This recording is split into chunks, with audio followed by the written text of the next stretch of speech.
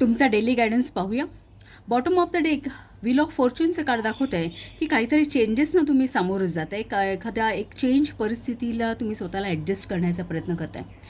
पण इथे दिसतं आहे की एक मल्टीटास्किंग करावं लागतं आहे. काही वेळा इनडिसिजनची कंडिशन येते आणि एक बरीचशी कॉम्पिटिशन तुम्हाला फेस करावी लागत असेल. कदाचित या चेंज सिच्युएशनमुळे ज्या अतिरिक्त जबाबदाऱ्या तुमच्यावर पडल्या त्यामुळे एक्झॉशनची एनर्जीसुद्धा मला इथे दिसते. सो इथे तुम्हाला गायडन्स असं आहे. द लवर्सचं कार्ड आणि द 6 ऑफ कप्सचं कार्ड असं सांगतं की तुम्हाला एक तुमचं माइंड बॅलन्स करण्याची गरज आहे.